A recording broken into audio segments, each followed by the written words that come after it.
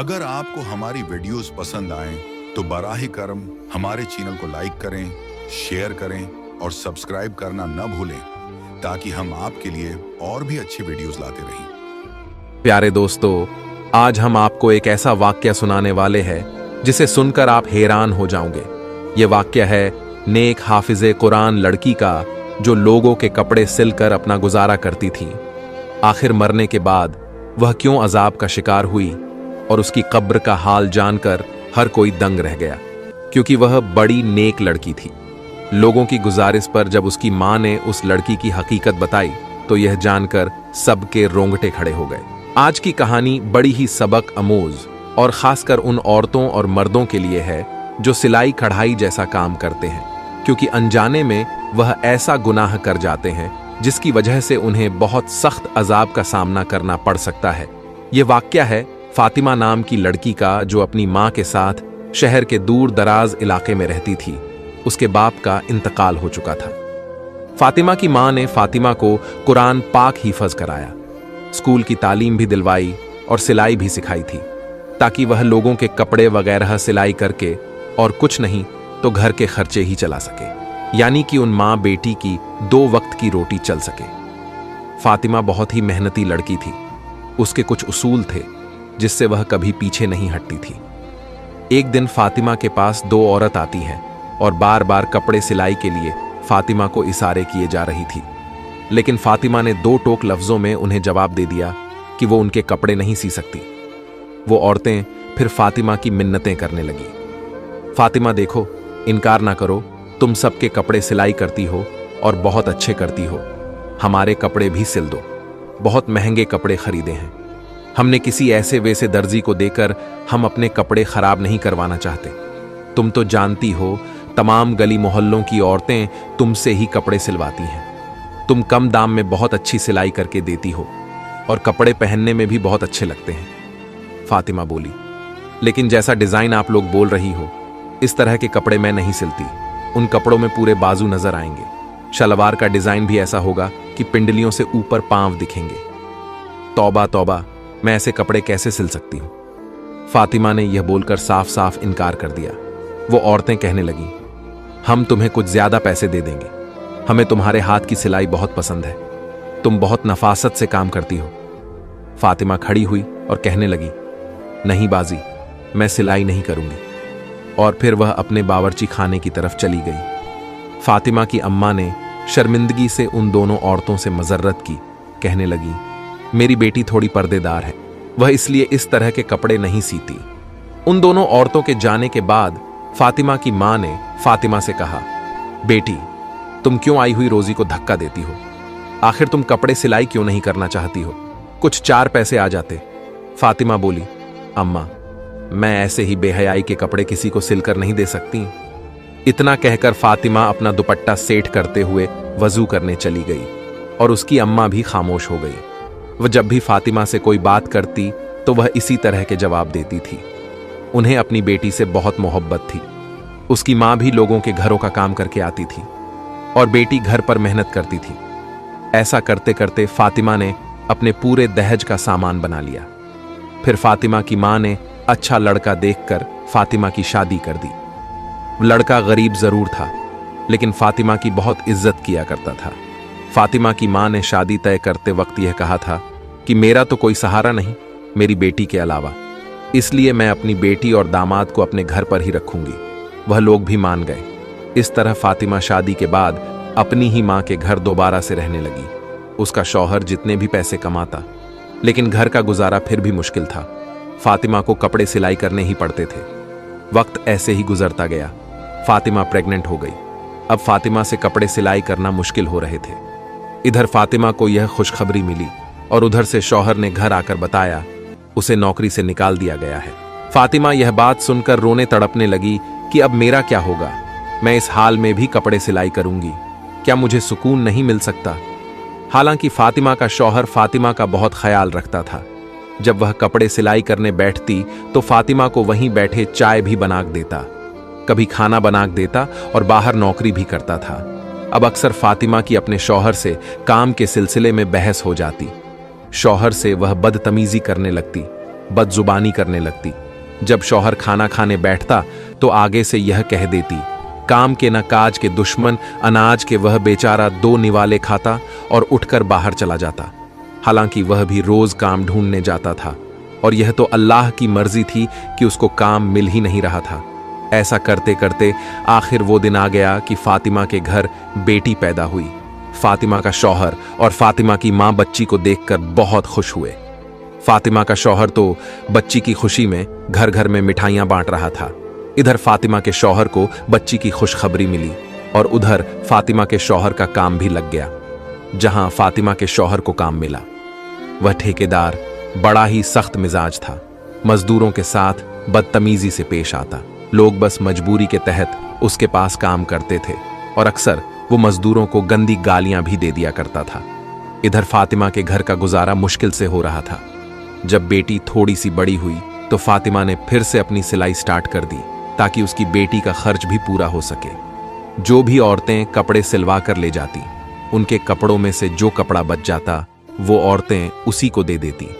उसी कपड़े से वो अपनी बेटी के छोटे छोटे फ्रॉक्स सिल देती और उसको पहना देती। इसी तरह वह गुजर बसर कर लेती, क्योंकि फातिमा के शौहर की इतनी कमाई तो है नहीं थी कि जिससे वह ज्यादा खर्च कर सके। बिजली के बिल और घर का सौदा सलफ ही शौहर पूरा कर सकता था।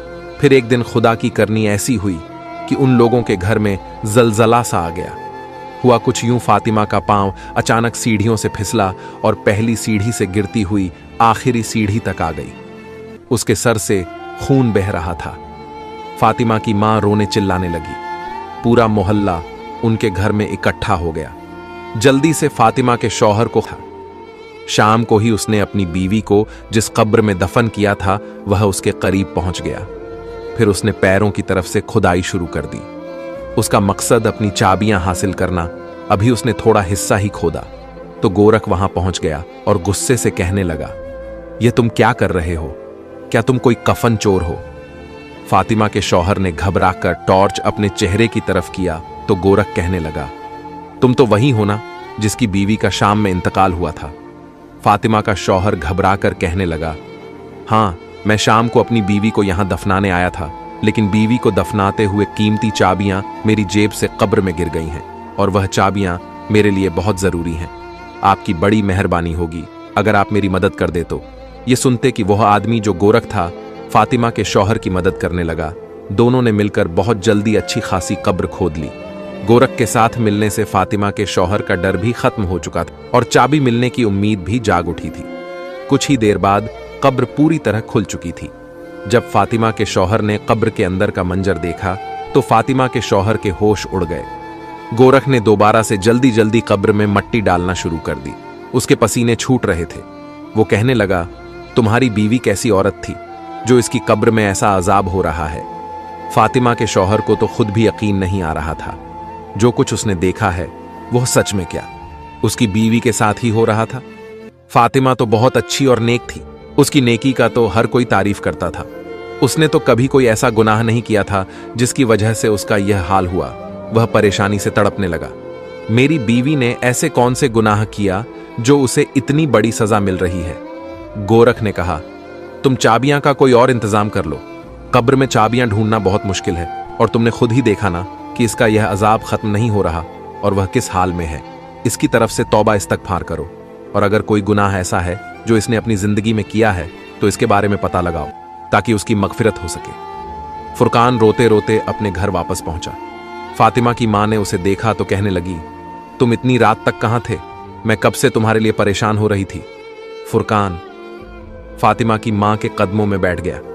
कहने लगा, अम्मा, मेरा चैन सुकून सब लुट गया और अभी भी बुरी तरह वह कांप रहा था। फातिमा की मां घबरा गई। पूछने लगी, बेटा बताओ तो सही, क्या माजरा है? तुम इतनी रात तक कहां थे?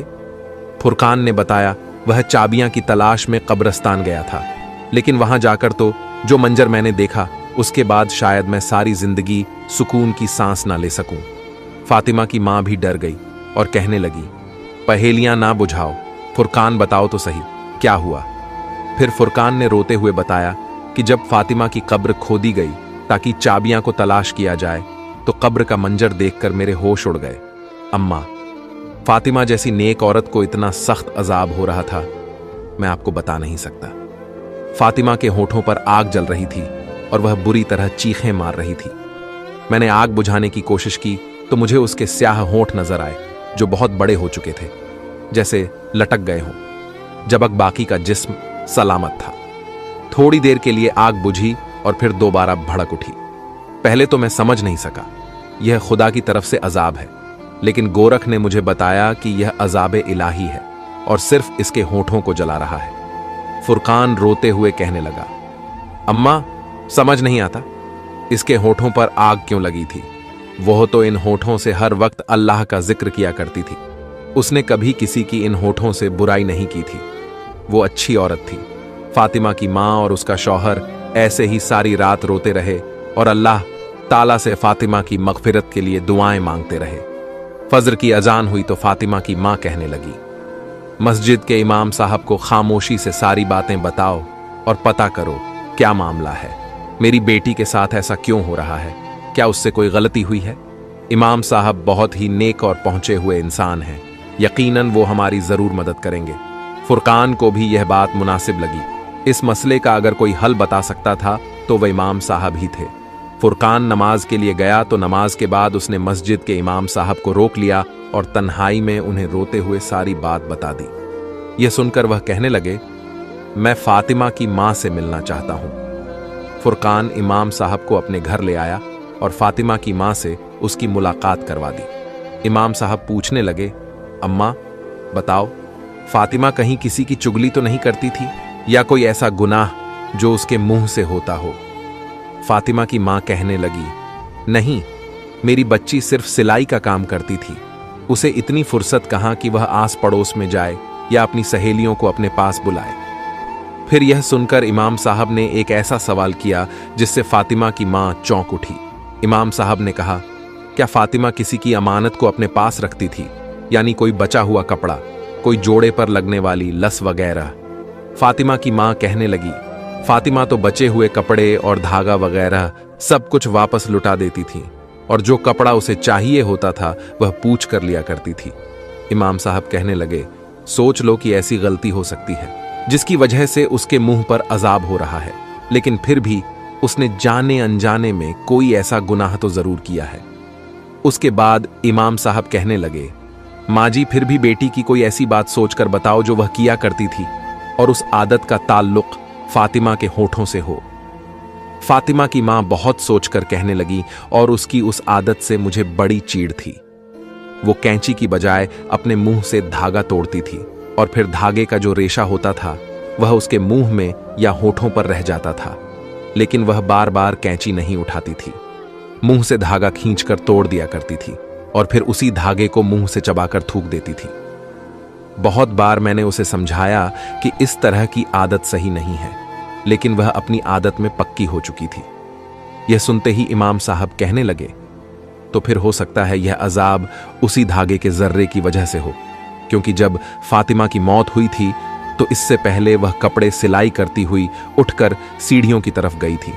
शायद उसकी मौत के वक्त वो धागे का जर्रा उसके मुंह में रह गया हो और उसी धागे की वजह से उस पर अजाब हो रहा हो। सिलाई के बचे हुए सामान के साथ धागे का एक जरा सा टुकड़ भी उस शख्स की अमानत कहलाता है जो कपड़ों की सिलाई के पैसे देता है। सारी बची हुई चीजों की तरह दागा और दूसरी चीजें भी वापस करना जरूरी होता है। बेहतर है कि आप लोग इस तरह से मगफिरत की दुआ करें, और जो लोग भी फातिमा से कपड़े सिलवाते थे उन सब से बात करके फातिमा की आदत के बारे में बताएं और इसके लिए माफी मांग लें। यह सुनकर फातिमा की मां बहुत ज्यादा परेशान हुई। यह तो बहुत मामूली सी बात थी, लेकिन उसकी वजह से फातिमा को इतना सख्त अजाब होगा ये उनके जहन में भी ना था। फिर फातिमा की मां ने उन सब लोगों को अपने घर में जमा किया जिनके फातिमा कपड़े सिलाई किया करती थीं, और सबको फातिमा की इस छोटी सी आदत का बताकर फातिमा की मगफिरत के लिए हाथ जोड़े। लेकिन यह कोई ऐसी बड़ी बात तो थी नहीं, इसलिए सबने फौरन माफ कर दिया। कुछ लोगों की नजर में यह तो गुनाह भी नहीं था, लेकिन जो बात इंसान के नजदीक मामूली सी होती है, अमाल में वो अक्सर भारी होती है। सब लोग फातिमा की अच्छी आदतों से वाकिफ थे, इसलिए फातिमा को माफ करके चले गए। उसी रात फातिमा की मां ने अपने दामाद से कहा, फुरकान जल्दी से दोबारा चाबियां के लिए, तुम उसकी कब्र को खोदो और अंदर का मंजर देखकर बताओ क्या इस पर अजाब हट गया है। फातिमा की मां जानना चाहती थी कि उसके अजाब के पीछे असल वजह क्या थी। क्या वाकई एक जरा सा धागा उस पर अजाब की वजह बना था। उस रात फुरकान फिर गोरख के पास गया और उन दोनों ने मिलकर कब्र खोदी तो देखा कि फातिमा की मैयत बिल्कुल ठीक थी। उसके पास से खुशबू आ रही थी, किसी किस्म का कोई अजाब बाकी न था और फुरकान की चाबियां भी उसी कब्र में थीं। फुरकान ने वो चाबियां वहां से उठाई और कब्र वापस से बंद कर दी और घर वापस आकर फातिमा की मां को सारा माजरा सुनाया। उन्होंने अल्लाह का शुक्र अदा किया